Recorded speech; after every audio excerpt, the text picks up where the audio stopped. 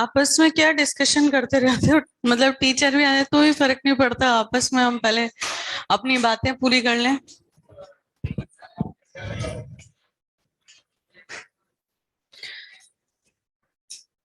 कुछ होमवर्क तो नहीं दिया था ये कंप्लीट होने के लिए? पहले कहा था चैप्टर, नहीं ना? था कुछ होमवर्क? नहीं। लास्ट क्या रिएक्शन पड़ी थी? Oxymercuration D1. देखो एग्जाम्पल, एग्जाम्पल एक अभी नहीं किया ना शुरू, एक किया था।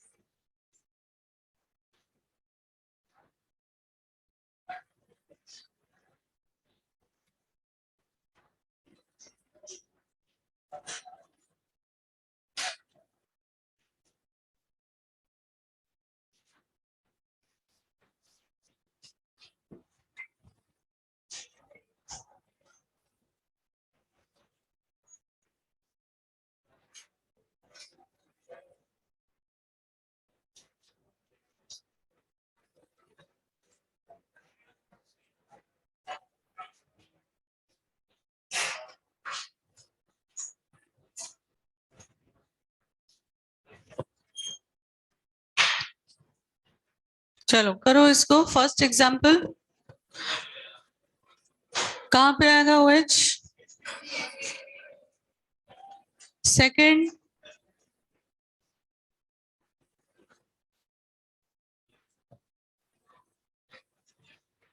सेकंड वाले में ध्यान रखें कि रिएक्शन जो है वो इंट्रामोलिकुलर हो सकती है, क्योंकि आपने एक और OH रखा हुआ है, इंटरनल न्यूक्लियोफाइल। तो इसको मैकेनिज्म से करेंगे। पहले डबल बॉन्ड पे अटैक करा के मर्क्यूरिक एसीटेट का नॉन क्लासिकल या ब्रिज्ड कार्बोकेटायन बनाएंगे, उसके बाद इंटरनली OH का अटैक करेंगे।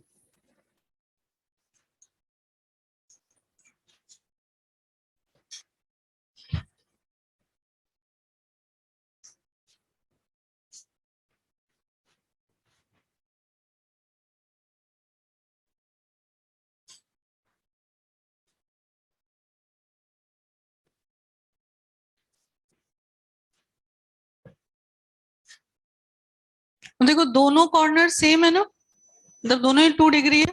अगर किसी एक तरफ हमने मिथाइल और लगाया होता तो फिर फिक्स हो जाता कि इधर की तरफ ही अटैक प्रेफरेबली होगा। तो फिलहाल तो दोनों तरफ कॉर्नर सेम है। यहाँ से काउंट करेंगे 1 2 3 4 5। इधर भी 1 2 3 4 5 रिंग बनेगी। आप इसका इधर अटैक कराते हैं तो 6 बनेगी, पर इधर कितने की रह जाएगी? 4। तो 6 और 4 की रिंग बनाए, उससे बेहतर क्या है 5 5 की रिंग बनाए। क्लियर? क्योंकि 4 मेंबर्ड रिंग तो स्ट्रेंड हो जाएगी ना, इसलिए। फिर से देखो ये कनेक्ट करोगे, इधर अटैक करा के दिखा देते हैं 1 2 3। ये तो 4 ही कैसे रह गया? इस तरफ ही कराना पड़ेगा, 4 की बन रही है। 1 2 3 4 5।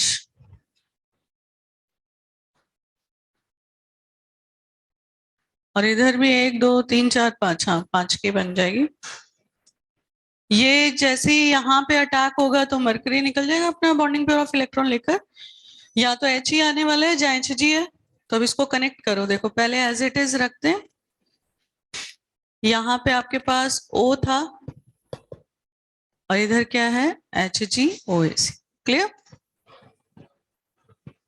ठीक है, ऑक्सीजन के थ्रू कनेक्ट होगा, इसीलिए यहीं से काउंट करना शुरू किया। तो ये 1 2 3 4 5। 1 2 3 4 5, इधर भी 1 2 3 4 5। कैसे लिखेंगे? अब क्या NaBH4 भी डाल देंगे तो इसकी जगह यहाँ पे H आ जाएगा। अब आप चाहे तो इसको दोनों को किस फॉर्म में दिखा सकते हैं? बीच में क्या आएगा? सेंटर में। तो फिर तो ये रिंग हमारी 4 ही कार्बन है ना, 1 2 3 4। क्या गड़बड़ हो गई?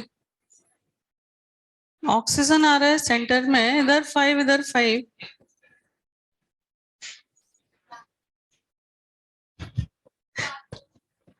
भाई ये 7 मेंबर्ड रिंग है और सेंटर में कहीं भी कनेक्ट कर दो 1 से ये ऑक्सीजन, तो ये ऐसे क्यों नहीं बन पा रहा मुझसे? 1 2, अच्छा इधर ही कार्बन ज्यादा ले लिया ना, तो इसको ऐसे ही रहने दो। बनाओगे वैसे वो 5 में आपको सेंटर में एक ऑक्सीजन दिखाना पड़ेगा, तो कार्बन कितने नजर आएंगे? देखो नहीं बन रहा है ना, बना के देखो, क्या पता मुझसे नहीं बन रहा है। इसको बाईसाइक्लो के फॉर्म में, बाईसाइक्लो के फॉर्म में जैसे कल हम कार्बन कार्बन लिख रहे थे ना, उस फॉर्म में देखो बना के। 2 इधर है और इधर आपके पास 1 2 3 4 5 6, 6 और 5 की बन रही है 6 एंड 5। देखो इस तरफ तो 1 2 3 4 5 है और इस तरफ 1 2 3 4 5 6 है। एक तरफ 6 और एक तरफ 5।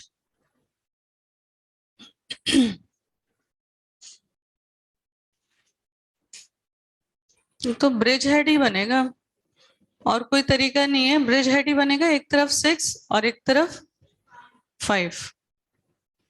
चलने दो ऐसे, कोई दिक्कत नहीं है, क्योंकि ये उस तरीके का फ्यूज्ड कंपाउंड नहीं है जो इसमें 2 रिंग फ्यूज है, ये बायसाइक्लो ब्रिज हेड है। तो बायसाइक्लो ब्रिज हेड को आप ऐसे ही दिखाते हो, देखो जब 6 मेंबर्ड रिंग भी होती है तो इसी तरीके से दिखाते हैं। तो यहाँ पे एक तरफ 5 है और एक तरफ क्या बन रही है आपके पास रिंग, जैसे ये 1 2 3 4 5 ऑक्सीजन, यहाँ पे एक कार्बन और बढ़ा देंगे, ठीक है। तो पॉइंट वही है, वो वैसा ही बनेगा, उसको मैंने सीधा करके दिखाया 7 के रिंग। तो इसको हम वैसे फॉर्म में लिख ही नहीं पाएंगे जैसे हमने कल ये लिखा था, क्योंकि यहाँ पे 2 रिंग जो फ्यूज थे उनके बीच में 2 ही एटम कॉमन थे। यहाँ 2 रिंग जो फ्यूज है उनमें कितने एटम कॉमन है? 3 एटम कॉमन है। समझ में आया डिफरेंस कि हम इस फॉर्म में नहीं लिख पा रहे? तो ये नॉर्मल फ्यूज्ड बायसाइक्लो है और ये बायसाइक्लो ब्रिज हेड है। तो बायसाइक्लो ब्रिज हेड को ऐसे ही रखेंगे। थर्ड सिंपल है ये, तो बस ये ध्यान रखना है न्यूक्लियोफाइल कौन है, और NaBH4 नहीं है इस बार, NaBD4 है।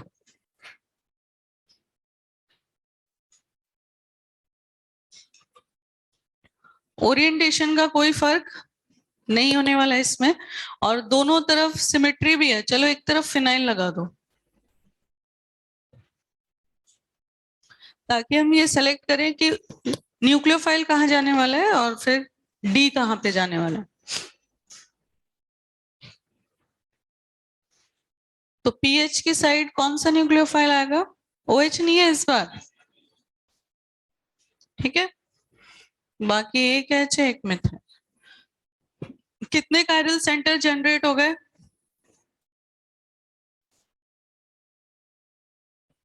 2। कितने पॉसिबल प्रोडक्ट्स बनेंगे? 4 बनेंगे, क्योंकि इस बार कोई एंटी एडिशन फिक्स नहीं था, दोनों तरफ से एडिशन होता है। अगर मान लो इसी रिएक्शन में आपके पास 2 कायरल सेंटर तो आते, लेकिन मैकेनिज्म फिक्स था कि भाई एंटी ही प्रोडक्ट बनाना है, तो 2 ही बनते, किया था ना पिछली क्लास में हमने। लेकिन जब सिन और एंटी दोनों बनने वाले तो फिर सारे पॉसिबल ओरिएंटेशन लिखेंगे।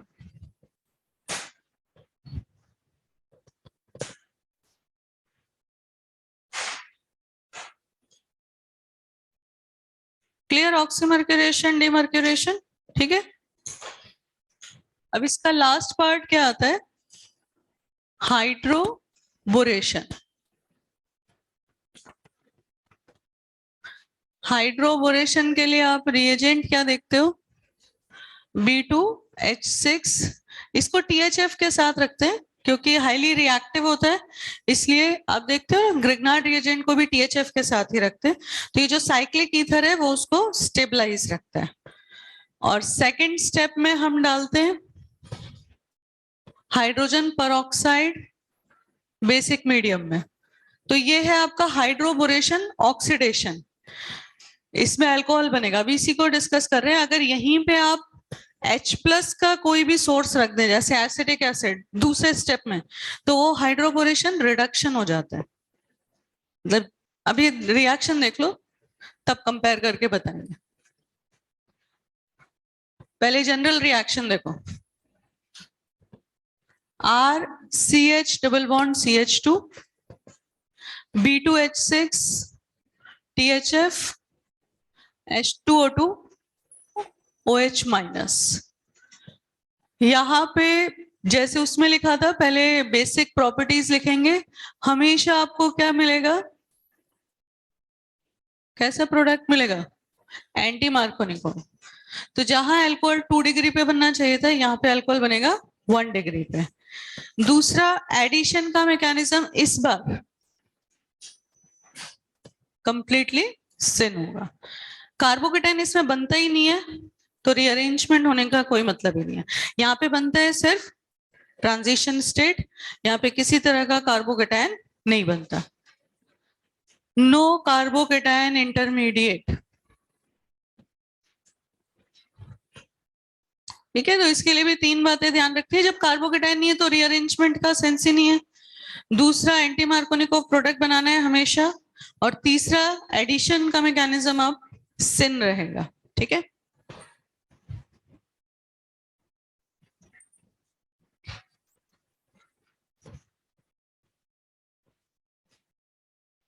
चलो मैकेनिज्म भी देख लेते हैं।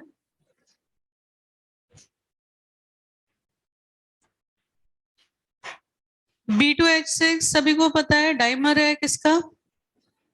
BH3 का, ठीक है। तो यहाँ अटैकिंग इलेक्ट्रोफाइल कौन है? ठीक है, BH3 है।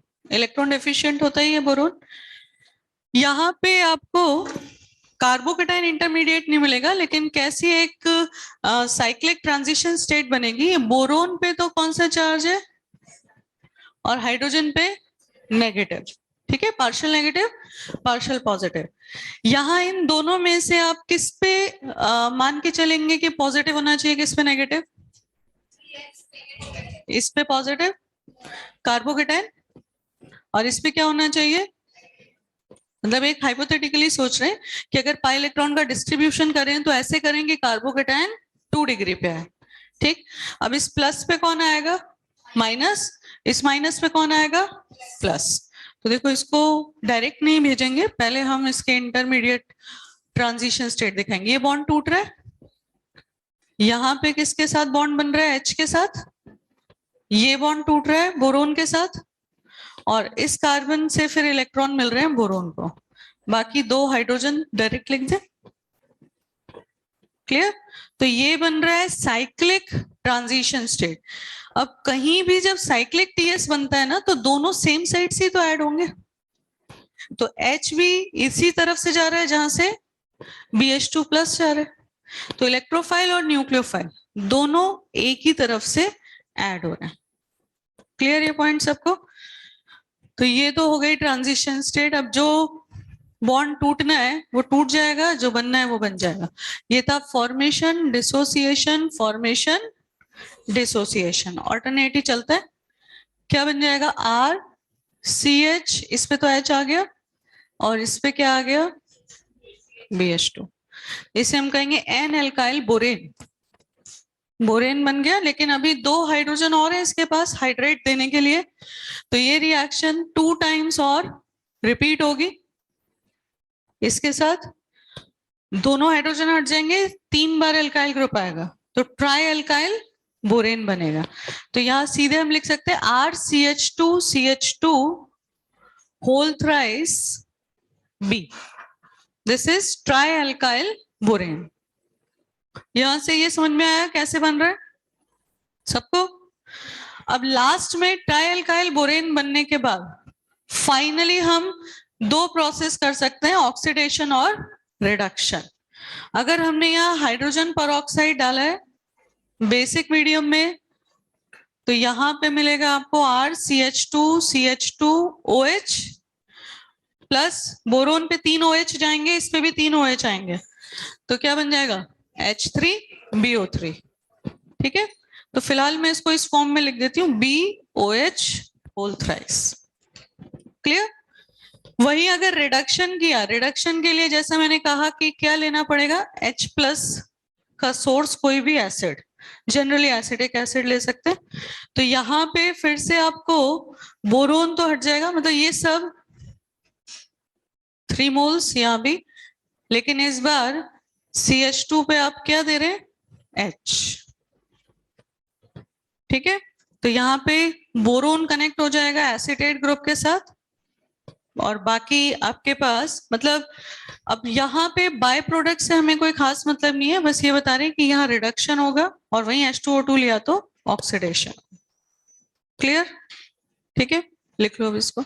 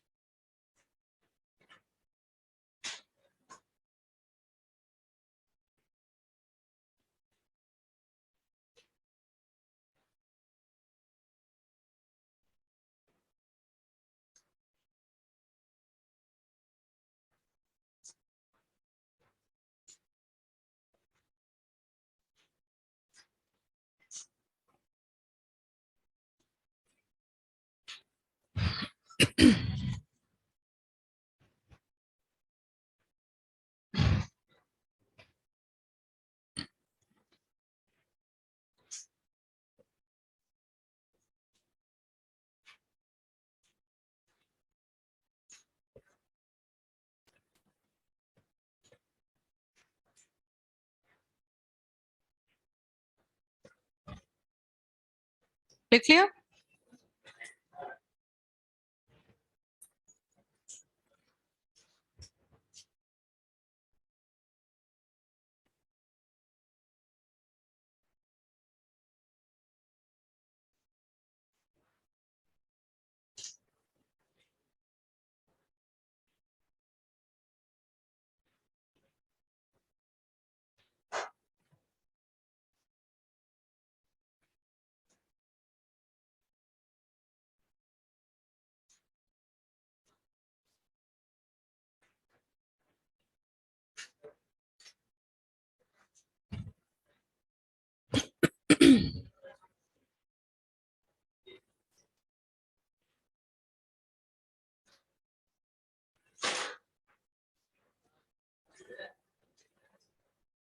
डन।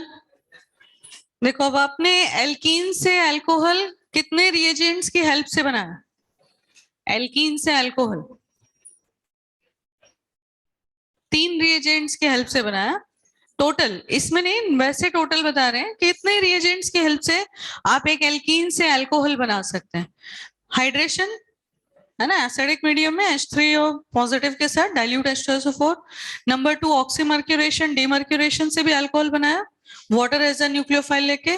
और तीसरा प्रोसेस हाइड्रोबोरेशन ऑक्सीडेशन। तीनों में कहीं ना कहीं डिफरेंस है, ठीक है, तो अगर आप कोई एक रिएक्टेंट लेके तीनों रिएक्शन लिखो,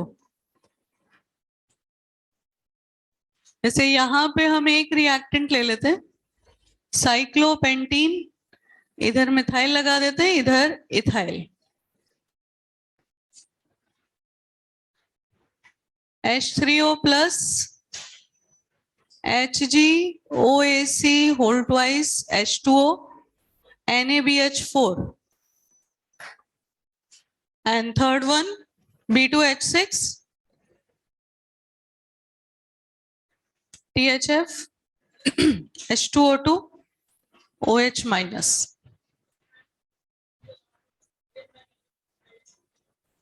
अगर ट्राई अल्काइल बोरेन, यहां से ना ट्राई अल्काइल बोरेन का ऑक्सीडेशन करते हैं तो यहां पे आपको मिलेगा अल्कोहल, और रिडक्शन करते हैं तो एल्केन।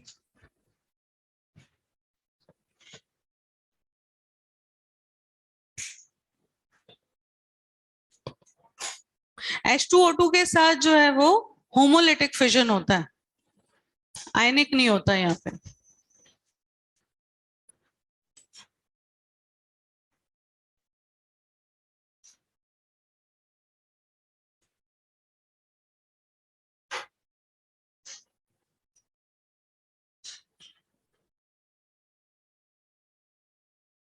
रीअरेंजमेंट की तो कोई पॉसिबिलिटी है नहीं, है ना, तो फर्स्ट वाले में और सेकंड वाले में तो सेम ही बन जाएगा प्रोडक्ट, क्योंकि यहाँ पे ऑलरेडी आपको कार्बोकेटाइन कहाँ बनाना है, 3 डिग्री इथाइल के पास। अब 3 डिग्री इथाइल के पास बनाओगे तो यहाँ पे आपके पास आएगा इथाइल और OH, और यहाँ पे अकेला मिथाइल। अगेन कार्बोकेटाइन बनता है तो कहीं कोई ओरिएंटेशन फिक्स थोड़ी रहता है कितने कार्बन कायरल आए, 2, ऑल पॉसिबल ओरिएंटेशंस बनेंगे, तो कितने प्रोडक्ट्स हो जाएंगे, सेम बात इसमें। इन दोनों में फर्क आता सिर्फ किस बात का, रीअरेंजमेंट का। अगर इसमें रीअरेंजमेंट होता तो फर्स्ट वाले में रीअरेंज प्रोडक्ट मिलता और यहाँ पे विदाउट रीअरेंज। बाकी कोई फर्क नहीं है, यहाँ भी सिन एंटी दोनों तरह से मिल जाते हैं हमें प्रोडक्ट, तो इसमें कोई डिफरेंस नहीं आएगा, सेम प्रोडक्ट बन जाएगा। लेकिन थर्ड वाले में अपोजिट होगा ना। इस मिथाइल के आने से कंफ्यूज हो रहे हैं, इसको हटा देते हैं एक बार।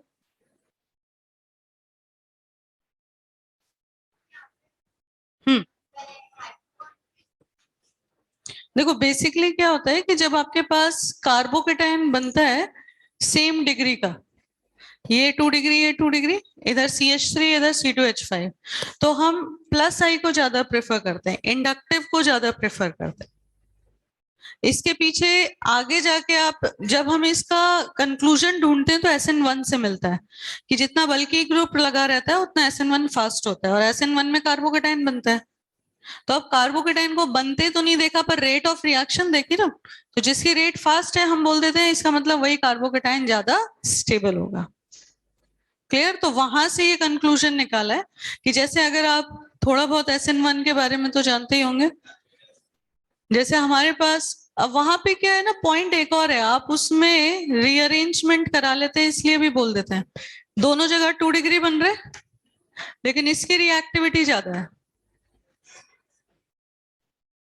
ऐसे केसेस जहां भी देखोगे तो हर बार आपको यही आंसर मिलेगा कि अगर सेम डिग्री के कार्बोकेटाइन बन रहे हैं तो जहां पे आपके पास बल्कि ग्रुप अटैच है या मोर प्लस आई का ग्रुप अटैच है उसकी रिएक्टिविटी ज्यादा मिल रही है, तो उसी को कंक्लूड करके किया। एनीवेज वो मिथाइल मैंने इसलिए हटा दिया क्योंकि फिर इसमें ज्यादा कोई अच्छा आंसर मिल ही नहीं रहा था, दोनों तरफ ही कार्बोकेटाइन लगभग एक जैसा ही बन रहा है, तो कौन सा एंटी मार्कोनिकोव। अब बेटर है, ये कौन सा प्रोडक्ट बना, मार्कोनिकोव, बस स्टीरियोकेमिस्ट्री खत्म हो गए। सेकंड वाले में भी यही बन जाएगा और थर्ड में अपोजिट बन जाएगा, इधर आएगा OH। अब बताओ इसमें क्या ओरिएंटेशन रहेगा, दोनों कार्बन कायरल हैं, कितने प्रोडक्ट्स बनेंगे।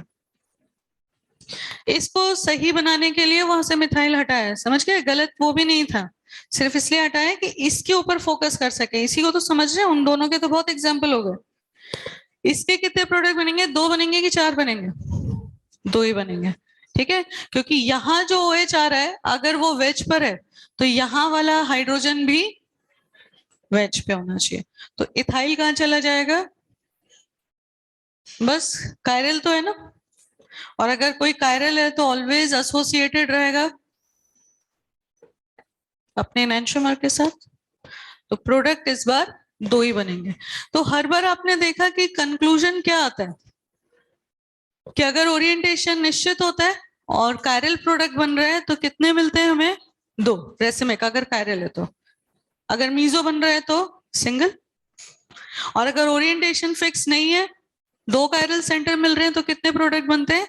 चार, क्योंकि फिर दो बन जाते हैं सिस से और दो बन जाते हैं ट्रांस से।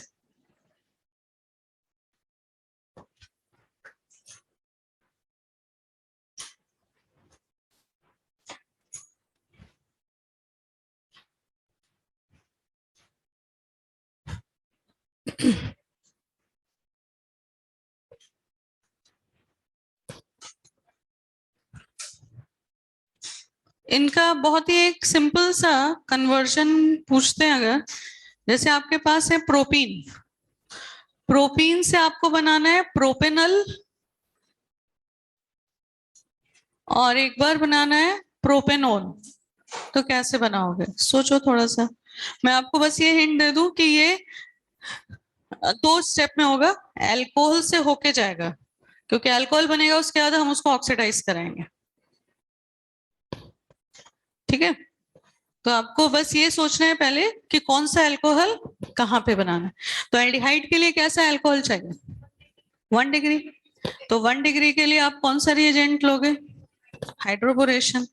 और एक बार 1 डिग्री अल्कोहल बन गया तो हम उसमें कोई माइल्ड ऑक्सीडाइजिंग एजेंट जैसे पिरिडीनियम क्रोमेट, जो बेसिकली HCl के साथ पिरिडीन का सॉल्ट रहता है, तो PCC हम बोलते हैं माइल्ड ऑक्सीडाइजिंग एजेंट है। अदरवाइज 1 डिग्री अल्कोहल को अगर आपने किसी स्ट्रॉन्ग ऑक्सीडाइजिंग एजेंट से रिएक्ट करा दिया तो वो हमेशा कार्बोक्सिलिक बनाएगा, है ना। तो यहाँ पे हमारे पास PCC जो है वो एक माइल्ड ऑक्सीडाइजिंग एजेंट है। कीटोन बनाने के लिए 2 डिग्री अल्कोहल बनाना है। अब कोई भी रिएजेंट ले लो आप, चाहे सीधे H3O प्लस डाइल्यूट H2SO4 या फिर ऑक्सीमर्क्यूरेशन डीमर्क्यूरेशन। तो यहाँ पे फर्स्ट स्टेप में हम क्या लेंगे? B2H6 and H2O2 OH minus. दूसरे स्टेप में हम डालेंगे PCC जो होता है आपका पिरिडीन के साथ HCl, तो ये कॉम्प्लेक्स बनाता है।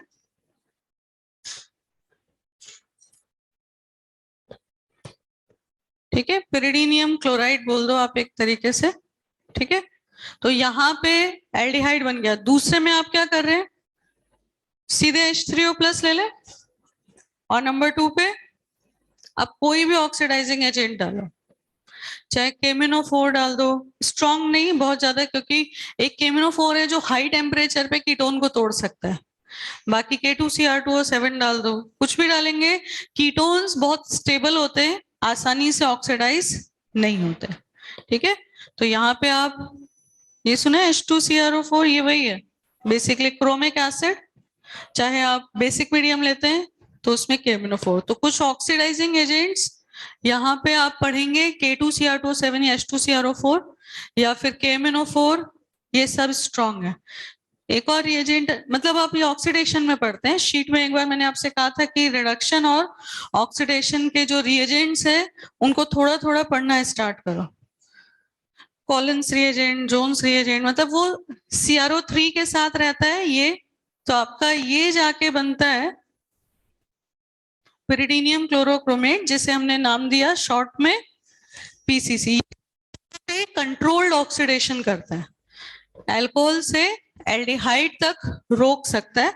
अदरवाइज जितने भी आप ले रहे हैं रिएजेंट इन जनरल वो सब कार्बोक्सिलिक तक लेके जाते हैं, क्योंकि एल्डिहाइड जो है वो बहुत सेंसिटिव होते हैं ऑक्सीडेशन के लिए, आसानी से ऑक्सीडाइज हो जाते हैं।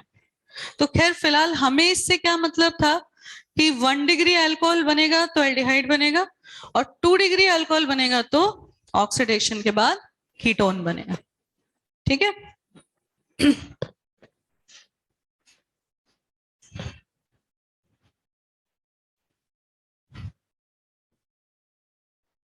चलो, मेन हमें पढ़ना है एल्काइंस की इलेक्ट्रोफिलिक एडिशन इन एल्काइंस।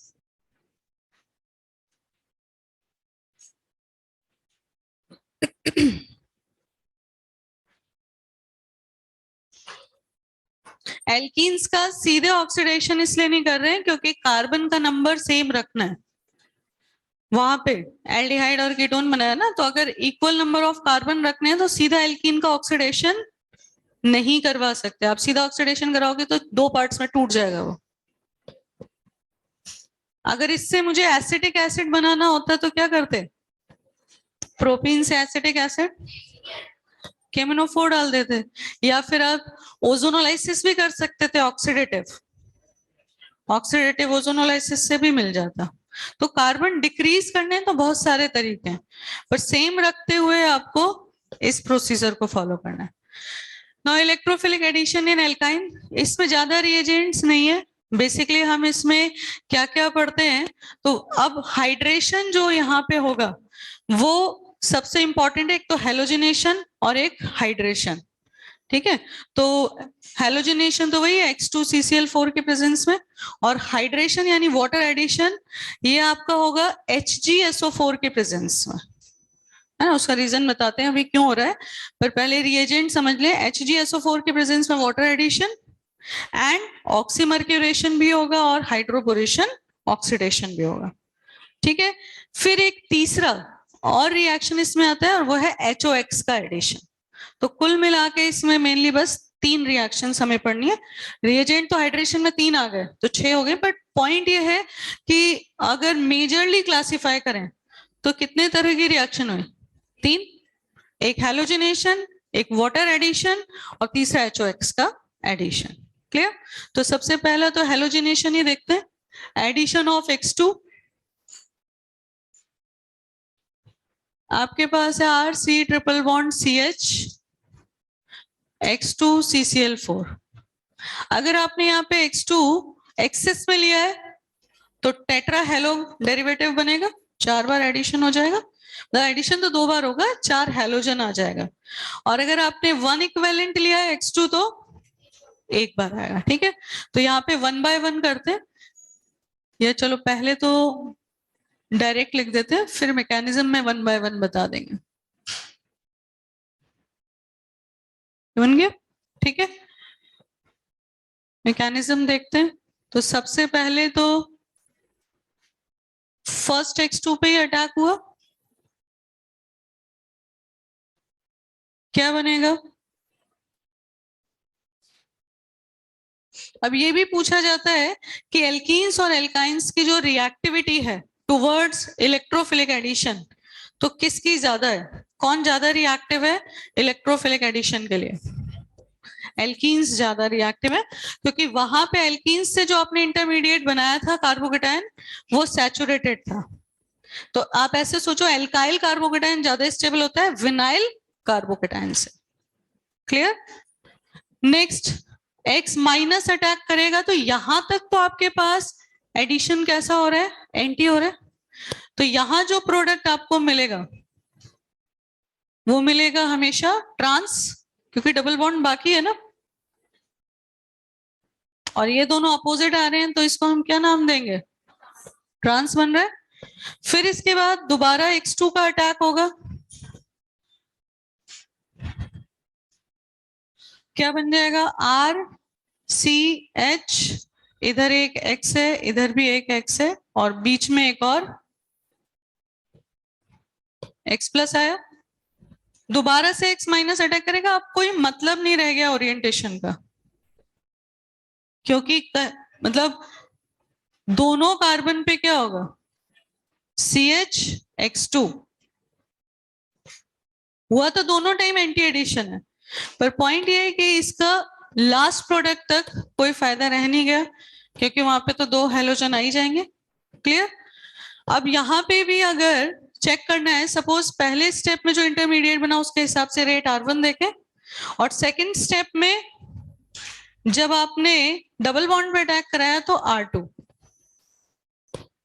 तो किसकी रेट ज्यादा है, पहले स्टेप की कि दूसरे स्टेप की?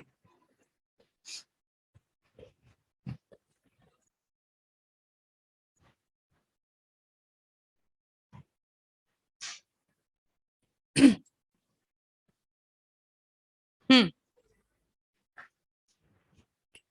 वही रहेगा, R2 ज्यादा रहेगा, क्योंकि R2 से जो आप कार्बोकेटाइन बना रहे हो वो लेस स्ट्रेन्ड है। देख रहे हो 3 मेंबर्ड रिंग बन रही है नॉन क्लासिकल कार्बोकेटाइन के लिए, और उसमें अगर C डबल बॉन्ड C है तो क्या होगा?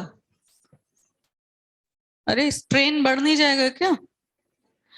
आप एक ट्रायंगल रख रहे हो, ठीक है, ब्रिज कार्बोकेटाइन बना रहे हो, और उसके बावजूद वहां पे आप सोच रहे हैलोजन के माइनस आई से कम हो रहा है।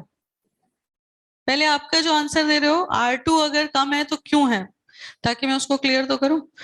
मेरे हिसाब से है R2 ग्रेटर देन R1, और इसका रीजन बस एक ही है कि जब विनाइलिक कार्बोकेटाइन बनता है तो उसकी स्टेबिलिटी कम होती है रादर देन एल्काइल कार्बोकेटाइन। अब पूछो, मुझे तो लगता है इस हैलोजन की वजह से ही सोच रहे हैं। तो अब ये भी जान लें कि जब आप हैलोजन लगा के रखते हैं डायरेक्टली तो वो प्लस एम भी प्रोवाइड करता है, इसलिए उस हैलोजन की वजह से चिंता नहीं करें यार ये हैलोजन यहाँ पे स्टेबिलिटी कम कर रहा है। हम कोई दो सैचुरेटेड को कंपेयर नहीं कर रहे हैं। मान लो दो सैचुरेटेड कार्बोकेटाइन है, एक पे हैलोजन है और एक पे नहीं है, तब तो बात अलग है। लेकिन अगर आप एक अनसैचुरेटेड और एक सैचुरेटेड को कंपेयर कर रहे हैं तो ऑलवेज सैचुरेटेड की ही स्टेबिलिटी कार्बोकेटाइन में हम ज्यादा मानेंगे, जब तक कि अनसैचुरेटेड पे एसाइलियम जैसा कोई पॉइंट ना आ जाए प्लस है। नहीं तो ऑलवेज मान लो ये है और एक आपके पास है, कौन ज्यादा स्टेबल है? आया ना सेकंड, जबकि हैलोजन अटैच्ड है वहां पे, फिर भी हम किसको ज्यादा स्टेबल मान रहे हैं? सेकंड को। क्लियर? यहां तक कि अगर हमारे पास ये होता ना CH2Cl CH2 प्लस 1 डिग्री और 2 डिग्री, तो भी हम इसी को ज्यादा स्टेबल मानते हैं। क्लियर? ठीक है, तो बहुत ज्यादा स्पेसिफिक मत रहा करो कि बस माइनस आई ही हम देख रहे हैं। सबसे पहले ये देखो कि आपका कार्बोकेटाइन सैचुरेटेड और अनसैचुरेटेड है तो ऑलवेज स्टेबिलिटी सैचुरेटेड की ही ज्यादा है। ठीक है, उसके हिसाब से R2 ग्रेटर देन R1 रहेगा।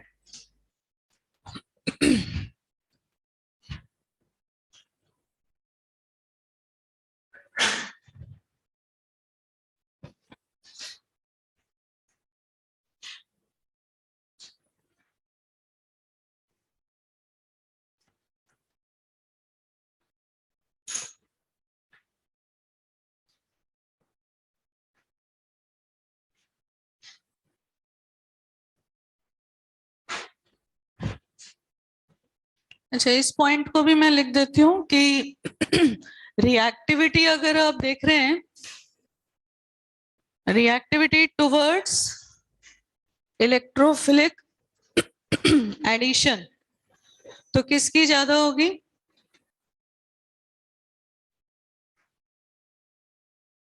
लेकिन वही अगर रिएक्टिविटी टुवर्ड्स हाइड्रोजनेशन देख रहे हैं तो हाइड्रोजनेशन में क्या देखते हैं? हाइड्रोजन का एडिशन कराते हो तो क्या देखते हो? क्राउडिंग, क्योंकि निकल या प्लैटिनम कैटलिस्ट जो है ना वो अपनी सरफेस पे हाइड्रोजन को लेकर आता है, तो जिसके पास लेके जा रहा है अगर वो क्राउडेड है तो उसको वहां ले जाके अटैच करने में मुश्किल होगी, रिपल्शन होगा।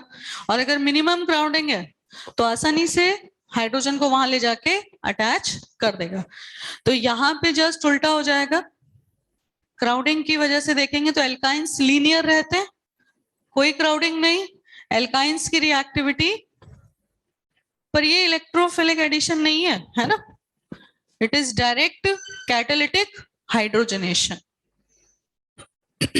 ये बेसिकली यहाँ पे बताने की बात नहीं है, ये हम हाइड्रोजनेशन पढ़ते हैं, मतलब रिडक्शन पढ़ते हैं ना, पर अब रिडक्शन पढ़ने का कब मौका आएगा, नहीं तो जो जो चीजें बीच में आ रही हैं एटलीस्ट हम उनको लेते जाएं।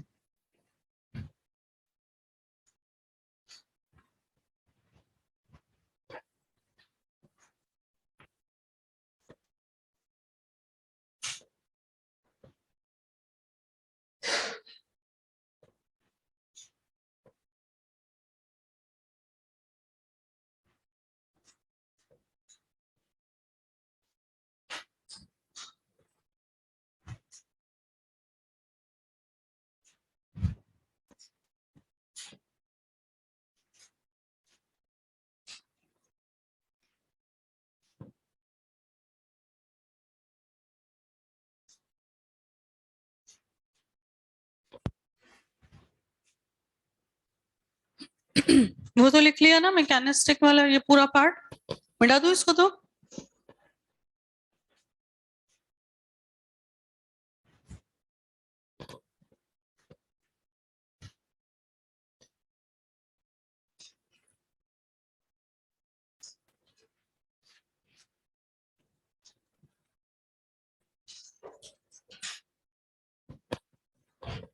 हाँ बोलो, ये कंप्लीट हो गया।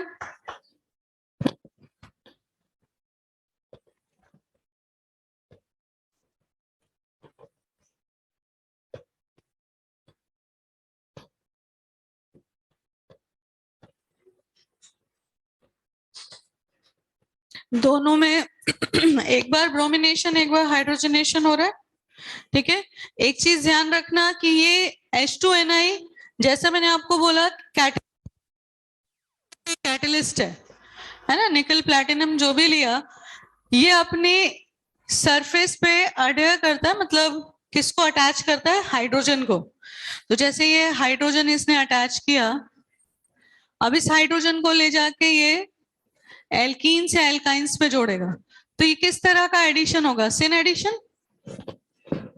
तो जो यहाँ पे ओरिएंटेशन का ध्यान रखना है, क्योंकि इसके एडिशन से बनेगा ट्रांस। जब आपके एक्स की स्टीरियोकेमिस्ट्री फिक्स है तो वाई की भी तो फिक्स ही होगी, क्लियर। तो ये तो आपका कौन सा एडिशन रहता है, एंटी एडिशन, जबकि ये क्या रहेगा, क्लियर। जबकि इसमें रिवर्स किया है, पहले स्टेप में क्या किया है, सिन एडिशन, और दूसरे स्टेप में क्या किया है, एंटी एडिशन। तो हमें देखना है कि y और y डैश मतलब बनेंगे तो आइसोमर्स ही है ना, लेकिन उनका ओरिएंटेशन क्या रहेगा। समझ में आ गया सवाल। मैट रूल लगा के करोगे कोई दिक्कत नहीं है। मीजो एंटी ट्रांस, और कहां पे आप सिन कर रहे हो तो वहां पे एक चेंज करोगे तो प्रोडक्ट बदल जाएगा।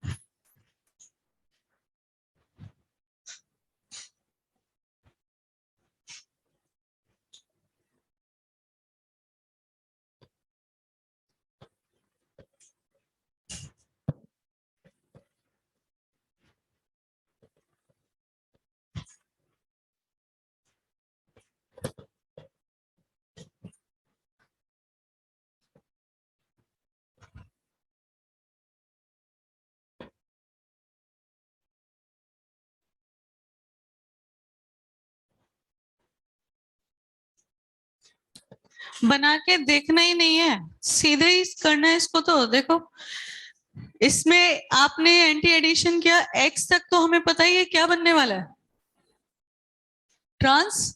ट्रांस में एंटी से मीजो बनता था, तो ट्रांस में सिन से क्या बनेगा, रेसिमिक, मतलब डीएल का मतलब, क्लियर। समझ आया कि नहीं। लिखने की जरूरत है क्या कि क्या प्रोडक्ट बन रहा है, लिख के मैं समझा दूंगी, पर आपको बता रही हूँ कि अगर इस तरह का सवाल आता है तो आप इसको डायरेक्टली कर सकते हैं, क्योंकि ये तो पता है कि इसमें फाइनली एक एच एक बी आर, एक एच एक बी आर जुड़ेगा, चाहे इस प्रोसेस से जाए या पहले वाले प्रोसेस से जाए। तो कुल मिला के फॉर्मूला तो यही आने वाला है, ठीक है। अब पहले आपने इस प्रोडक्ट क्या बन रहा होगा, देखो CH3 CH double bond CH CH3, यही तो बनेगा, ये दोनों हाइड्रोजन सेम साइड से जुड़ रहे हैं। तो यहां तक हमें पता होना चाहिए बस। अब इसके आगे ट्रिक लगेगी। सिस में एंटी एडिशन से फिर से रेसिमिक, समझ में आया? तो हमने इस बार क्या चेंज किया, ट्रांस में एंटी होता तो मीजो बनता, सिस में एंटी से क्या बनेगा, तो आइडेंटिकली हो गया ना, दोनों ही जगह हमें क्या मिल रहा है, रेसिमिक मिक्सचर। समझ आया? ठीक है। तो Y या Y डैश का अगर मैं फिशर प्रोजेक्शन लिखूं तो मिथाइल H क्या लगाया, Br, रेसिमिक है तो सिमेट्री नहीं आनी चाहिए, एक कंपाउंड ये प्लस इसकी मिरर इमेज, तो Y and Y dash R क्या आंसर हो जाएगा,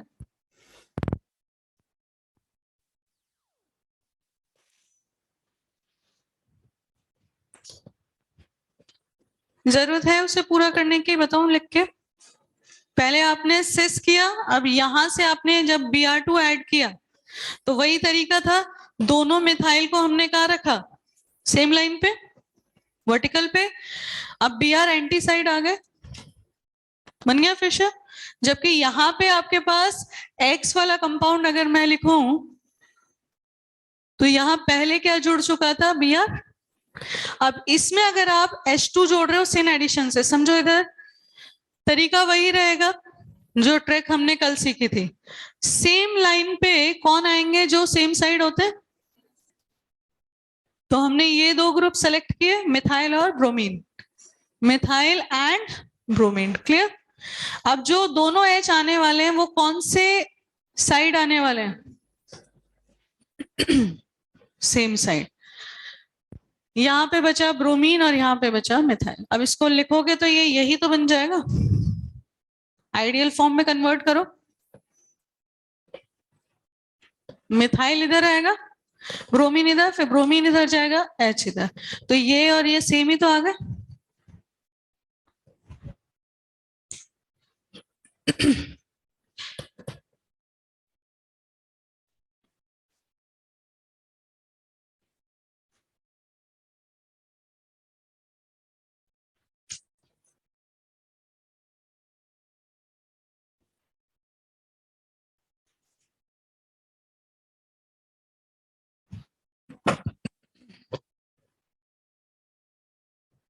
ठीक है, सेकंड करें उसके बाद। अच्छा, इसमें आपको यहाँ पे ट्रिपल बॉन्ड या तो ओपन चेन सिस्टम में मिलेगा या साइक्लिक में भी साइक्लोडेकाइन हो सकता है ना, तो साइक्लोडेकाइन में आपसे पूछा जा सकता है। बाकी तो ट्रिपल बॉन्ड 10 कार्बन के रिंग से पहले कहीं भी एग्जिस्ट रिंग के अंदर नहीं करेगा। क्लियर? तो इस पे और एग्जाम्पल की जरूरत नहीं है, हर बार आपको क्या बनाना है, टेट्रा ब्रोमो या टेट्रा क्लोरो प्रोडक्ट। दूसरे रिएक्शन पे आते हैं। अब ये है addition of water, hydration. Hydration is very important, इससे क्वेश्चन कई बार आ चुके हैं। कौन कौन से रिएजेंट रहेंगे, A HgSO4 plus H2SO4, number 2 HgOAC whole twice, water, और उसके बाद NaBH4, एंड तीसरा B2H6 THF H2O2 OH minus. अब मैं क्या है, एक ही रिएक्टेंट पे पहले इन तीनों के रिएक्शन करा के प्रोडक्ट बनाऊंगी, उसके बाद एक एक का मैकेनिज्म अलग से देखेंगे। फिर वही पॉइंट है, मैकेनिज्म का कोई यूज नहीं है। मेन यूज क्या है, अगर ये कहीं आ रहे हैं, और सिंगल रिएक्शन तो कभी आती नहीं, आप देखते हैं ऑर्गेनिक में कम से कम 3-4 स्टेप के रिएक्शन देते हैं। तो मेन इन रिएजेंट्स को देखते ही ये आइडिया लग जाना चाहिए, क्योंकि रिएक्शन जब फॉरवर्ड चलती है ना तो तब भी समझ में आती है, पर सडनली बीच में से गायब हो जाते हैं, रिएक्टेंट ही गायब रहता है, लास्ट फाइनल प्रोडक्ट पता होता है, तो वो बहुत मुश्किल होता है कि उसको हम पीछे ले जाके कहाँ तक कनेक्ट करें। ठीक है, और कई बार ऐसा होता है कि जो बीच में कंपाउंड्स हैं और जो रिएक्टेंट हैं उसके बारे में ऐसे नहीं पूछा जा रहा है एक्स क्या है और वाई क्या है, उसमें एक हेल्प होती है कि एक्स और वाई हिट एंड ट्रायल कर सकते हैं ना ऑप्शन लेके, वो ये भी नहीं पूछते, वो पूछते एक्स जो है वो किससे और बनाया जा सकता है। तो यानी अब सोलली आपको पता करना है खुद से कि ये है क्या कंपाउंड, तभी तो देखोगे ना और किन रिएजेंट की कॉम्बिनेशन से वो बन सकता है। मतलब जो एडवांस तक जाए तो इस लेवल के सवाल आते हैं। मिटा दो इसको तो पहले। तो आपको सबसे इंपॉर्टेंट क्या समझ में आया इतने सब बातों से? सबसे इंपॉर्टेंट होता है रिएजेंट, है ना। इसीलिए हर रिएक्शन में हम सबसे पहले किसको देते हैं प्रायोरिटी? रिएजेंट को ही देते हैं। इसको देखो, इसको पहचान लो, तब अपने आप रिएक्टेंट गायब हो चाहे प्रोडक्ट, आपको आइडिया लगेगा। देखो यहाँ पे हम ज्यादा कुछ नहीं, प्रोपाइन लेते हैं अनसिमेट्रिकल, ताकि तीनों के रिएक्शन करा के प्रोडक्ट कंपेयर करें। तो सबसे पहले इसको अगर देखें HgSO4 और H2SO4, तो आपको कंफ्यूज नहीं होना है, वाटर एडिशन है, पर हमने डाइल्यूट H2SO4 क्यों नहीं लिया? आखिर यहाँ पे Hg+2 क्यों लेकर आए? भाई आपने अभी तक एल्कीन में हाइड्रेशन किया, तो हाइड्रेशन में सीधे H प्लस वाटर लिया था। अब यहाँ पे H2SO4 में वाटर तो है ही सही, पर वो दिखाते नहीं है ना। लेकिन Hg+2 इसलिए लिया क्योंकि जो ट्रिपल बॉन्ड है, आप समझते ही हैं कि अगर हम ट्रिपल बॉन्ड के लिए p ऑर्बिटल डायग्राम देखें तो py से भी बॉन्डिंग हो गई है और pz से भी। तो ये पाई इलेक्ट्रॉन क्लाउड ना एक सिलिंड्रिकल शेप ले लेता है, y भी और z भी है, तो ये बहुत टाइटली बाउंडेड रहता है। अब इस tightly bounded pi electron cloud को तोड़ने के लिए कोई एक स्ट्रॉन्ग इलेक्ट्रोफाइल चाहिए। H+ ये काम नहीं कर पाता अकेले, तो यहाँ पे हमें क्या डालना पड़ता है? HgSO4। तो ये काम करता है Hg+2। क्लियर? तब जाके रिएक्शन इनिशिएट होती है या प्रोसीड करती है।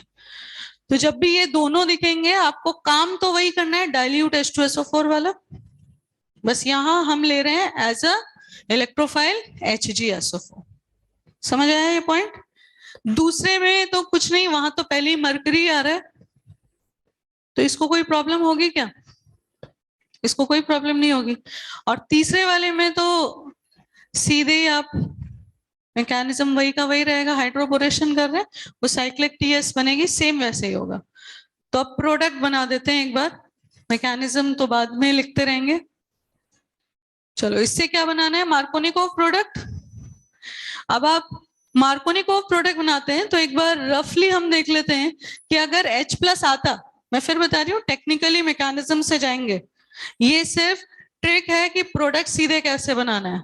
तो अगर H+ आता है तो हम यही बनाते, ठीक है। अब ये आपके लिए रफली एक तरफ है, तो इस पे न्यूक्लियोफाइल अटैक कर करके प्रोडक्ट बनाना आसान है ना। तो यहाँ पे हम बनाएंगे, अगर वाटर का अटैक हो रहा है तो क्या बनेगा? इनॉल, जिसे आप टॉटोमराइज करा के कीटो फॉर्म में ले जाओगे, तो इससे हमें अल्कोहल नहीं मिल रहा है, क्या मिल रहा है? कीटोन। ठीक है। नंबर 2 फिर से सेम ही बनने वाला है, ये भी मार्कोनिकोव प्रोडक्ट बनाता है, तो फिर से क्या मिल गया हमें? कीटोन। लेकिन लास्ट वाले में क्या बनता है? अब ये इसके लिए वैलिड नहीं है ना, ये केवल किसके लिए था? For Markovnikov product. इसके लिए हमें जस्ट उल्टा करना है, OH कहां जाएगा? 1 डिग्री पे, और H कहां जाएगा? 2 डिग्री पे। ठीक है। बना तो ये भी इनॉल, सभी इनॉल्स को ब्रैकेट में कर देते हैं। वी कैन नॉट ऑब्टेन, टॉटोमराइज कराओ, क्या बन जाएगा इस बार? एल्डिहाइड। क्लियर? तो पहले ये कंपैरिजन के साथ याद करना जरूरी है।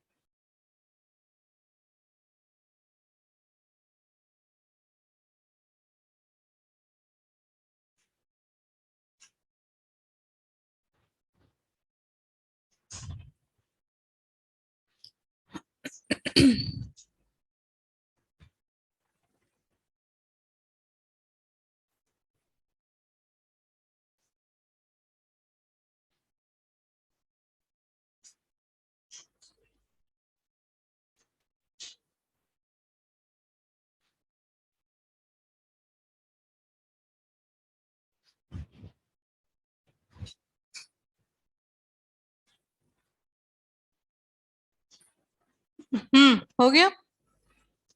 अब इसमें से इन दोनों का मैकेनिज्म हम स्किप कर सकते हैं क्योंकि एग्जैक्टली वैसे ही रहेगा जैसे एल्कीन पे था, लेकिन इसका मैकेनिज्म बता देते हैं। पहला वाला जो है HgSO4 के साथ mechanism addition with HgSO4 H2SO4, तो आपके पास है RC ट्रिपल बॉन्ड CH, पहले आएगा Hg+2 इस पाई इलेक्ट्रॉन क्लाउड को डिस्टॉर्ट करने के लिए, है ना, जो बहुत ही ज्यादा स्ट्रांगली बाउंडेड है। इसको जैसे ही ये अटैक करेगा, देखो क्या बनेगा, सॉरी दिस इज CH, बनेगा तो वही आपका ब्रिज्ड, है ना।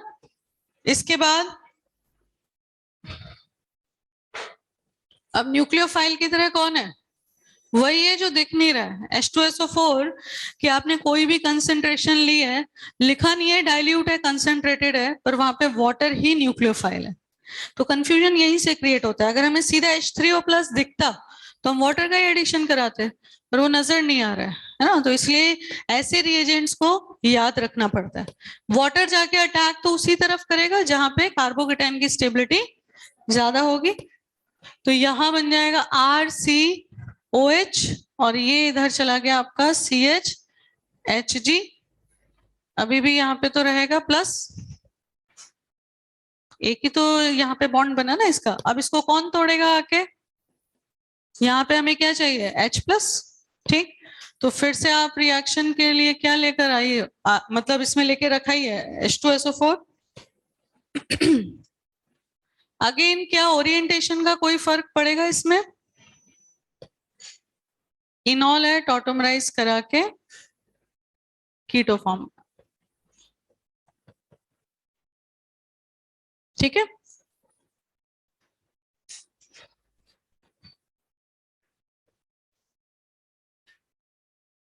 तो फिर से मैं तो यही बोलूंगी कि मैकेनिज्म में कुछ भी नहीं है यहाँ, जहां मैकेनिज्म इंपॉर्टेंट है, जैसे आपके एरोमेटिक रिएक्शंस जो हमने लिखे थे ना फ्रीडल क्राफ्ट या कोई भी, उनमें सब में मैकेनिज्म से ही हम काम करते हैं, या आगे भी SN1 में करेंगे, पर यहाँ मैकेनिज्म की कोई इंपॉर्टेंस नहीं है।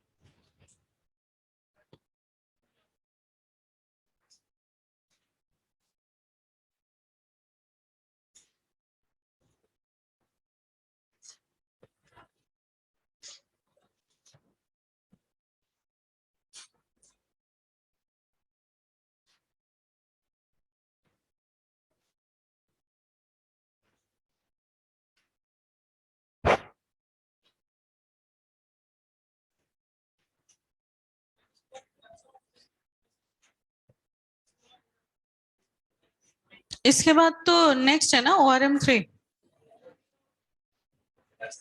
पहले हम SN1 SN2 और ये वाला चैप्टर पूरा करेंगे, E1 E2, क्योंकि इनका रोल तो हर जगह ही है, हर जगह इन्वॉल्व रहते हैं। तो अगर आप SN1 SN2 E1 E2 और E1 CB ये नहीं जानेंगे ना, तो कोई भी एक रिएक्शन आएगी तो वो बीच में कहीं ना कहीं रुकी जाएगी। तो पहले उनको जानना जरूरी है, क्योंकि रेडॉक्स ऐसा है कि वो पहले पढ़े या बाद में वो लर्न ही करना है, समझ गए। तो रेडॉक्स में आपको मतलब रिडक्शन ऑक्सीडेशन के रिएजेंट्स याद ही करने हैं, पर SN1 SN2 या पूरा E1 E2 E1 CB ये कंप्लीटली समझ में आना चाहिए, तब आप रिएक्शन को अप्रोच कर पाओगे, नहीं तो नहीं कर सकते। और मैं फिर से बता रही हूँ, आप एक बार उसको पढ़ना स्टार्ट भी कर दो कि कम से कम वो रिएजेंट कहीं भी आते हैं LiLH4 NaBH4 है ना, सोडियम इथेनॉल, तो उनको देख के हम बस इतना पहचान लें कि किस फंक्शनल ग्रुप को ये रिड्यूस करेंगे, बाकी उनका ज्यादा रोल नहीं। ये लिख लिया पूरा।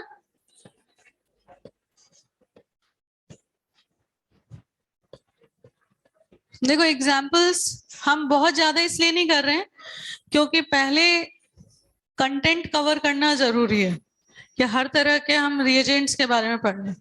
तो ये हो गया वाटर एडिशन। तीसरा क्या है, एडिशन ऑफ, अच्छा मैंने HX छोड़ दिया, उसको भी बता दूंगी, हाइपोहेलस एसिड HOX। अब ये हमने कल भी देखा था, HOX की जगह हम रिएजेंट और क्या ले लेते हैं, X2 प्लस H2O, या फिर HOX सीधा दिखाते हैं पर उसके साथ H प्लस भी मौजूद है। ठीक है, चलो जनरल रिएक्शन।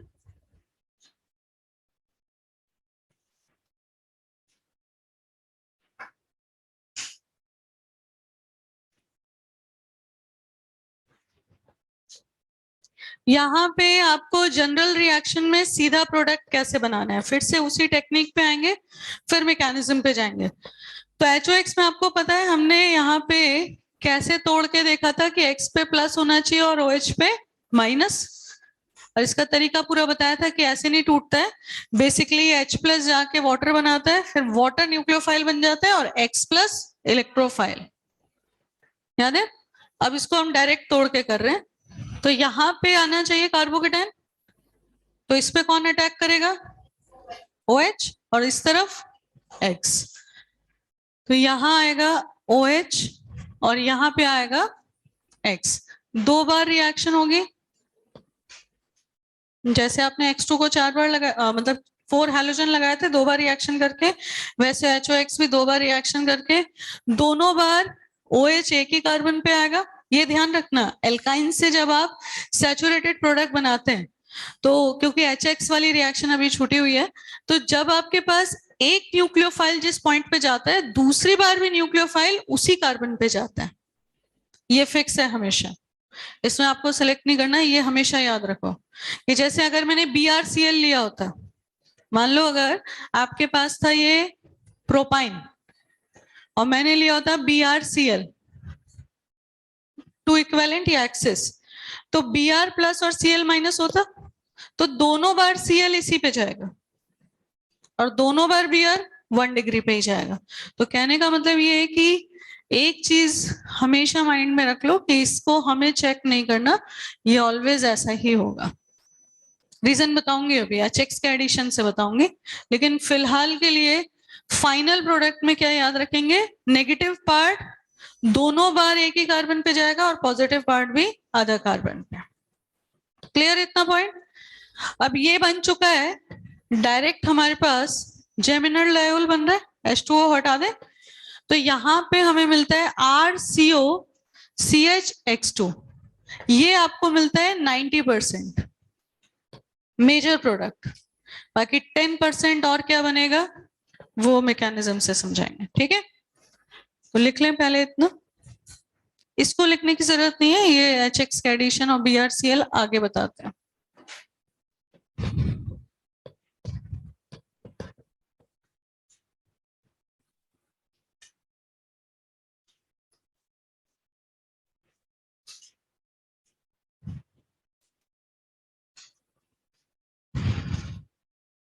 टेन परसेंट वाला भी बता दो, कंप्लीट हो जाएगी रिएक्शन, लेकिन आपको वो मैकेनिज्म से ही क्लियर करेंगे। देखो अंतर क्या है, आपको समझ में आ ही रहा होगा, इसमें एक बार ऐड करा है और इसमें 2 बार ऐड करा है, देख रहे हैं, मोनोहेलोजिनेटेड बन रहा है, और वो कार्बोनिल तो बनेगा ही क्योंकि इनॉल तो हमेशा टॉटमराइज करेगा। तो अगर आपने एक ही बार HOX ऐड कराया होता तो यहाँ OH यहाँ X आता, फिर ये जो इनॉल रह जाता वो टॉटमराइज करके कीटो फॉर्म में आ गया। तो मोनोहेलोजिनेटेड 10% और डायहेलोजिनेटेड मेजर प्रोडक्ट 90%।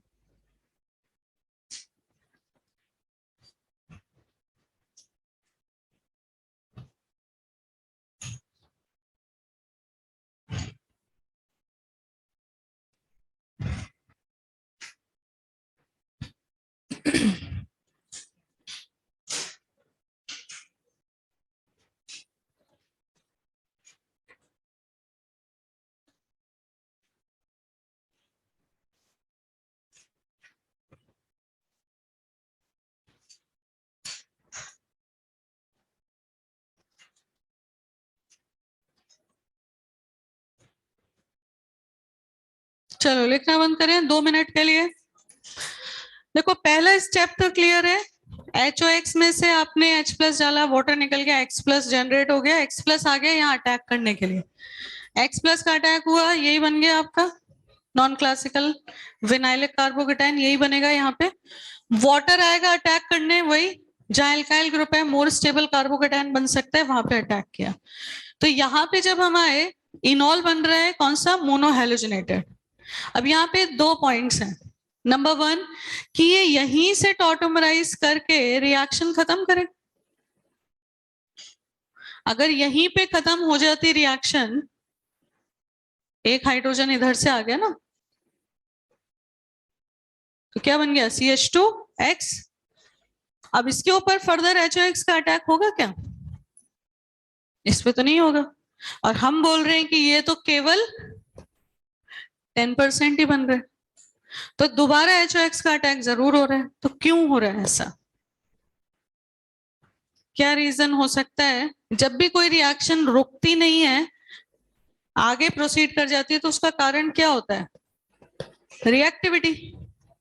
यानी ये जो आपका बन रहा था कंपाउंड, इसकी रिएक्टिविटी इससे ज्यादा है, इसीलिए वहां भी बोला था ना R2 हमेशा R1 से ज्यादा रहेगा, तभी रिएक्शन आगे चलती जाएगी।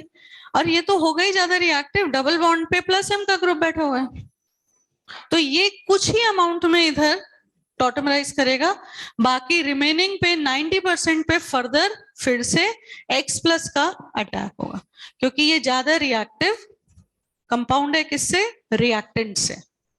समझ में आया। अब इस पे फर्दर फिर से X प्लस का अटैक कराओ, तो ये बनेगा RCOH, ये CHX था, फिर से क्या आ गया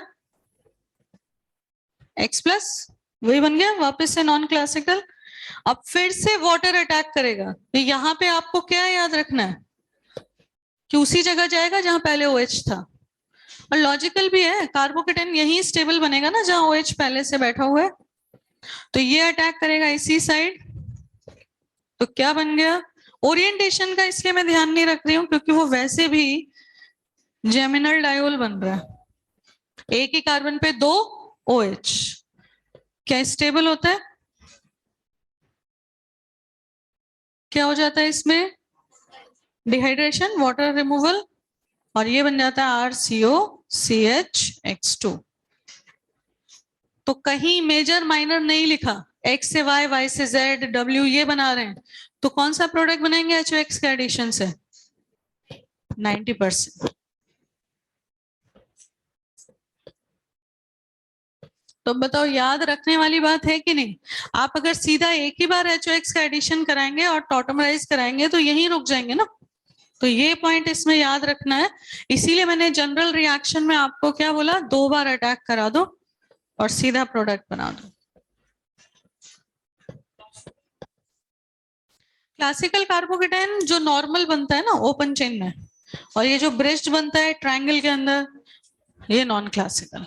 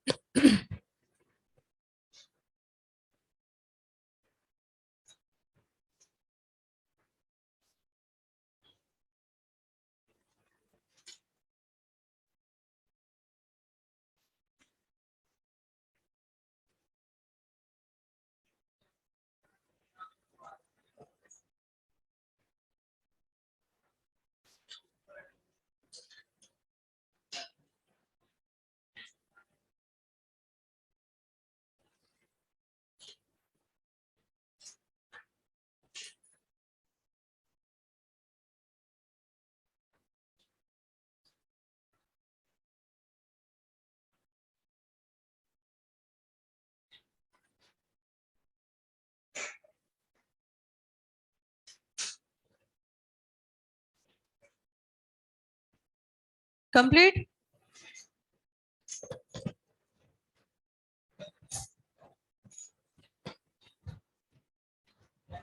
चलो एग्जाम्पल करो। आपके पास है PHC triple bond CH HOCl का एडिशन कराया,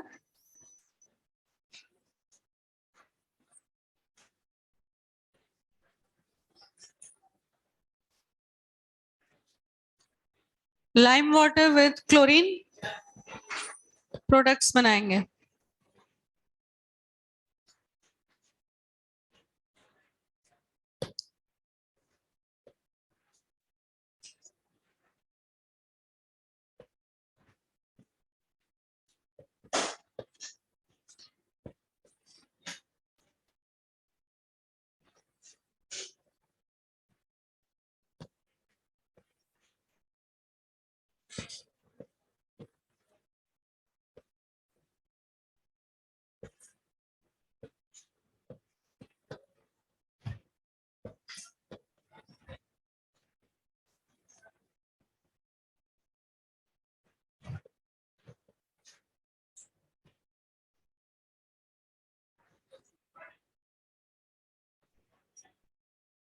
चलो जल्दी से देखें, फर्स्ट वाला HOX एक्सेस लिखा है या फिर आपको 1 इक्विवेलेंट लिखा है और कुछ नहीं लिखा है तो भी 90% वाला ही प्रोडक्ट बनेगा। एक्सेस लिखा है तब तो बनाएंगे ही सही 90% वाला, जब तक 1 इक्विवेलेंट नहीं लिख के दे तब तक आपको 90% वाला ही प्रोडक्ट बनाना। ठीक है, तो यहाँ पे हमारे पास आएगा PHC, डायरेक्ट बना दूं CHCl2,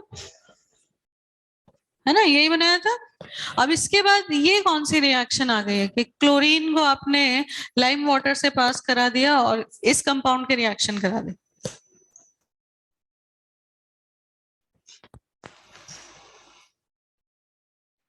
आपने ये रिएक्शन ऐसी ली है जिसमें हेलोजन है X2 और लाइम वाटर मतलब बेस है, याद है आप,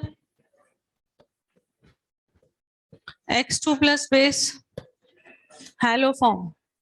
ठीक है, ये हेलो फॉर्म रिएक्शन है।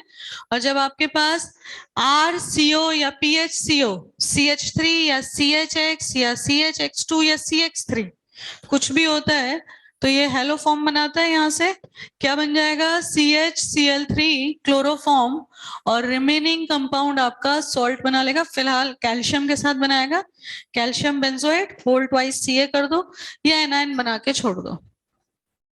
है समझ में? ठीक है, कोई भी बेस हो सकता है। तो यहाँ पे अगर हमें सेकंड भी वही रिएक्शन ली हमने, पर सेकंड क्या है एकदम जानी पहचानी है क्योंकि NaOI लिया है तो ये पता है ये आयोडो फॉर्म ही बन रहा होगा। ठीक है, करो इसको दूसरे वाले को, रिएक्टेंट क्या होगा।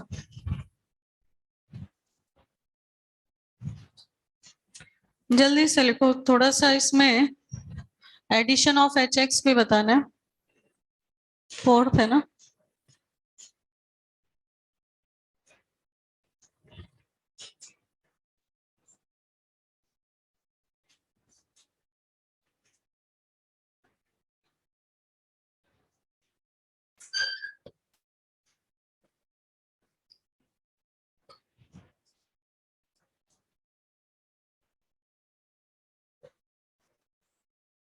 बन गया। यहाँ कौन सा कंपाउंड रहा होगा इससे पहले, तो CH3CO CH3 हो सकता है, पर यहाँ HOI के एडिशन से बन रहा है तो डेफिनेटली यहाँ पे RCO और R क्या है मिथाइल, यहाँ से आया ना R हमारे पास, तो ये है CH3CO CHI2 CHX2, तो यहाँ पे हेलोजन क्या है आयोडीन है।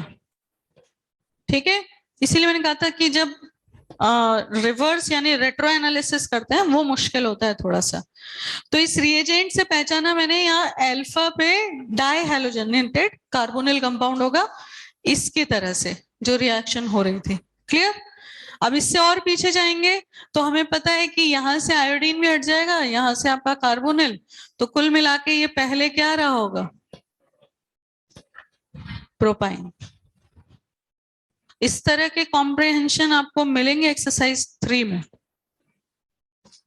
ये तो बहुत छोटा सा पार्ट है, वो तो और लेंदी है। कहने का मतलब उसमें तो अभी कम से कम 4-5 स्टेप्स उन्होंने लिख रखे हैं और रिएक्टेंट अननोन है।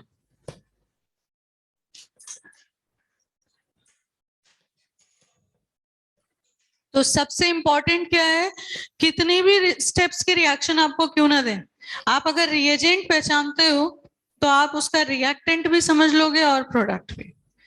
तो most important thing is reagent. चलो HX का एडिशन बीच में स्किप हो गया, सब हमने लार्ज इलेक्ट्रोफाइल ले लिए थे। तो HX में क्या होगा, एक इक्विवेलेंट लेते हैं तो वही H प्लस इधर जाएगा, X माइनस इधर जाएगा, मार्कोनिकोव्स रूल। पहले बनेगा विनाइल हैलाइड। अब यहां से समझो विनाइल हैलाइड पे जब आप दोबारा HX का एडिशन करा रहे हो तो कहां पे कार्बोकेटाइन ज्यादा स्टेबल बन रहा है, आगे वही पॉइंट, हैलोजन के पास ज्यादा स्टेबल बन रहा है रादर देन 1 डिग्री। तो मैं अभी जो समझा रही थी आपको इससे पहले कार्बोकेटाइन में, कि हैलोजन जब लगा हुआ है डायरेक्टली तो हम इसे एल्काइल से कंपेयर नहीं कर रहे, हम यहाँ पे दो कार्बोकेटाइन बनाने की बात कर रहे हैं। H प्लस के एडिशन से या तो RCX पे प्लस आएगा, ये बनेगा, या फिर दूसरा बनेगा RCHX CH2 प्लस। कौन सा कार्बोकेटाइन ज्यादा स्टेबल है, फर्स्ट वाला। ठीक है, तो इसलिए आपको ये दोनों बना के कंफ्यूज नहीं होना। क्या एक बात ध्यान रखेंगे कि जब भी एल्काइन पे हम रिएक्शन कराते हैं तो दोनों बार नेगेटिव पार्ट एक ही कार्बन पे जाता है जहां पे कार्बोकेटाइन की स्टेबिलिटी ज्यादा है। ठीक है, तो इसकी स्टेबिलिटी ज्यादा है इसलिए हमें ये प्रोडक्ट मिल रहा है। क्लियर? तो ये कंप्लीट तो हो गया। एक पॉइंट बचता है कॉन्जुगेट एडिशन। कॉन्जुगेट एडिशन का मतलब है जैसे ब्यूटाडाइईन ले लिया, हेक्साट्राईइन ले लिया, कॉन्जुगेटेड एल्कीन या कॉन्जुगेटेड एल्कीन एल्काइन में एडिशन। तो एक लास्ट पार्ट है, बाकी कंप्लीट करा बता दो अभी थोड़ा सा। तो इसमें देखो कॉन्जुगेट एडिशन ये खत्म ही हो जाएगा आज। कॉन्जुगेट एडिशन का मतलब है कि 1,2 वर्सेस 1,4 एडिशन। एक एग्जांपल सबसे पहले लेते, ब्यूटा 1,3 डाइईन का, एनाइन का बाद में देखेंगे, एक बेसिक पॉइंट तो समझ लें पहले। तो ब्यूटा 1,3 डाइईन में हमने यहाँ पे एडिशन कराया एक बार, HX भी ले सकते हैं, X2 भी ले सकते हैं। तो दो टेम्परेचर पे, एक बार 0 डिग्री पे और एक बार 40 to 60 डिग्री पे। मतलब कहने का ये हाई टेम्परेचर और एक्सट्रीमली लो टेम्परेचर, माइनस में भी हो सकता है। जब एक्सट्रीमली लो टेम्परेचर होता है तो रिएक्शन केवल उस पाथ को फॉलो करती है जहां पे कम एनर्जी ऑफ एक्टिवेशन हो, बताया था KCP। तो यहां पे आपके पास कौन सा प्रोडक्ट बनना चाहिए, काइनेटिक्स से जो कंट्रोल हो रहा है, जो आपका इंटरमीडिएट लोअर बैरियर पे बैठा हुआ है उससे बनेगा प्रोडक्ट, इससे। तो ये क्या है, मोर स्टेबल इंटरमीडिएट। ठीक है, अब बनाते हैं। H प्लस आएगा जैसे ही इस पे अटैक करने, तो कार्बोकेटाइन क्या बनेगा, कहीं भी अटैक करा दो सिमेट्रिकल है। तो मैंने सपोज यहां अटैक कराया H प्लस का, CH3CH प्लस, ये बन गया कार्बोकेटाइन। ठीक है, 2 डिग्री है, रेजोनेंस में है, बहुत स्टेबल है। अगर इसका रेजोनेटिंग स्ट्रक्चर बना के देखें, रेजोनेंस में है पर 1 डिग्री है, कौन सा कार्बोकेटाइन मोर स्टेबल है, पहला वाला। तो काइनेटिक्स के अकॉर्डिंग यहीं से प्रोडक्ट बन जाना चाहिए। तो बना देते हैं काइनेटिक्स के अकॉर्डिंग, CH3 CH पे X और CH डबल बॉन्ड। अब बताओ इसमें 1,2 एडिशन हुआ, इस पे नंबर डाल देती हूँ। 1 पे हाइड्रोजन और 2 पे हैलोजन, तो कौन सा एडिशन बोलेंगे इसको, 1,2। कैसा प्रोडक्ट बना, KCP।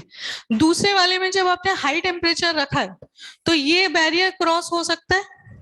तो अब हमें देखना है प्रोडक्ट की स्टेबिलिटी, यानी थर्मो से जाएंगे, कौन सा प्रोडक्ट बनेगा जिसकी खुद की स्टेबिलिटी ज्यादा हो। ठीक है, तो अब इस पे एक बार अटैक करा के देखो, तो जो प्रोडक्ट बनता है उसमें डबल बॉन्ड के पास कितने हाइपर कॉन्जुगेबल हाइड्रोजन्स हैं?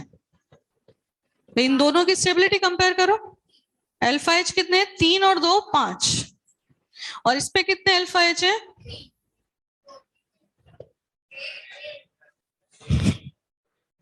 समझ गए? अब मुझे बताओ प्रोडक्ट वाइज कौन ज्यादा स्टेबल है? Obviously second. कौन सा एडिशन दिख रहा है, इससे कंपेयर करो। 1 पे हाइड्रोजन, 4 पे हैलोजन, तो कौन सा एडिशन नाम देंगे? 1 4। तो कंक्लूजन ये निकला कि अगर टेम्परेचर दिए गए हैं तो लोअर टेम्परेचर्स पे हमेशा वो प्रोडक्ट बनता है जो मोर स्टेबल इंटरमीडिएट से बने, जिसे केसीपी नाम दे रहे हैं। और जब हाई टेम्परेचर है तो वो प्रोडक्ट बनता है जो खुद ज्यादा स्टेबल हो, जिसे हम बोल रहे हैं टीसीपी, थर्मोडायनेमिकली कंट्रोल्ड प्रोडक्ट। ठीक है, हाँ इस पॉइंट को लिख देती हूं मैं एक बार।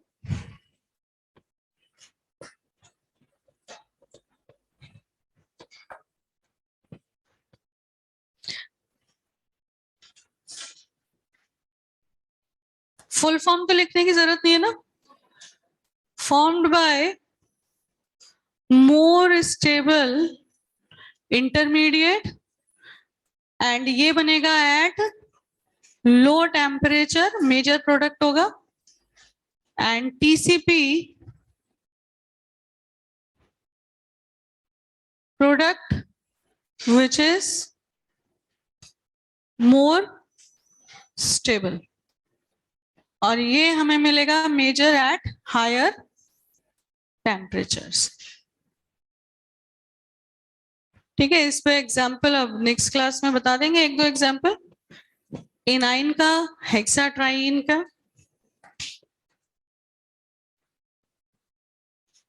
ठीक है, तो ये चैप्टर कंप्लीट हो गया। अब इसकी शीट कर सकते हो। एक बार ये पॉइंट भी हो ही गया, आप लोगों को दे दूं एग्जाम्पल करने को, है ना?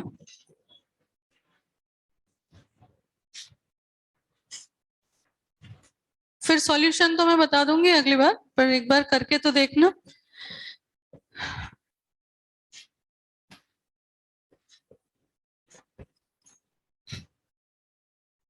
Br2 0 डिग्री, 80 डिग्री,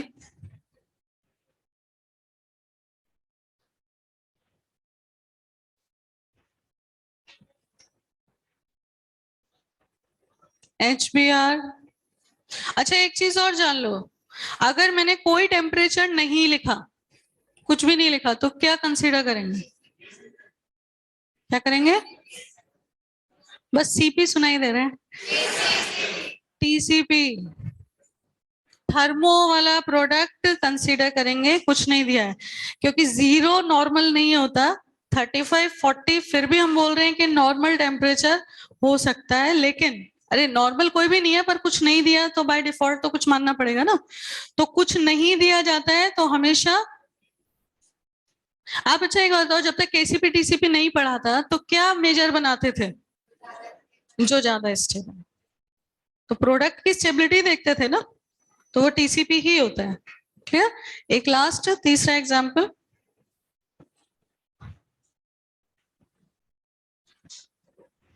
अच्छा इनाइन में भी जो भाई अभी जबरदस्ती आ गए वो और 5 मिनट बाहर चले जाएं, जो अभी मैं कह रही हूँ गलती से आ गए हैं ना, वो और 5 मिनट बाहर चले जाएं, 5 मिनट और क्लास कंटिन्यू करेंगे। तो यहाँ पे हमारे पास, अगर तकलीफ नहीं होनी चाहिए दिमाग को, नहीं तो फिर चलना मुश्किल हो जाएगा। डबल बॉन्ड और ट्रिपल बॉन्ड अगर कॉन्जुगेशन में है तो यहाँ पे आप जब HCl का एडिशन कराएंगे, समझ लो इस पॉइंट को, लिखना बंद करो। जब इस पे HCl का एडिशन कराओगे तो यहाँ पे आपको ये नहीं देखना कि रिएक्टिविटी किसकी ज्यादा है, मैंने टेम्परेचर नहीं दिया, टीसीपी बनाओगे। मान लो यहाँ एडिशन करा दिया आपने एल्कीन पे, एल्कीन वो रिएक्टिव होता है, तो आपने केसीपी बनाया। लेकिन अगर आपने इस पे अटैक कराया HCl का, यहाँ H यहाँ Cl, तो जो बनने वाला प्रोडक्ट है उसमें कॉन्जुगेशन रहेगा। समझ आया कि नहीं? अगर आपने HCl का अटैक डबल बॉन्ड पे कराया तो प्रोडक्ट में सिर्फ ट्रिपल बॉन्ड बचेगा, तो वो आपके लिए इसलिए था क्योंकि रिएक्टिविटी ज्यादा थी। लेकिन अगर वही HCl को ट्रिपल बॉन्ड पे अटैक करो तो पाई सिग्मा पाई का कॉन्जुगेशन रहेगा प्रोडक्ट में। तो इस कंडीशन में अटैक किस पे कराना चाहिए? लेकिन जब कॉन्जुगेशन नहीं है तो डबल बॉन्ड पे।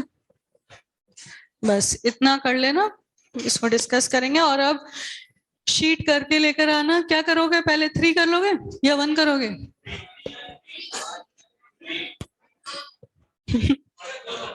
अभी पहले एक एक्सरसाइज 3 करके लेकर आओ, फिर उसके बाद 1 डिस्कस करें, ठीक है? Thank you.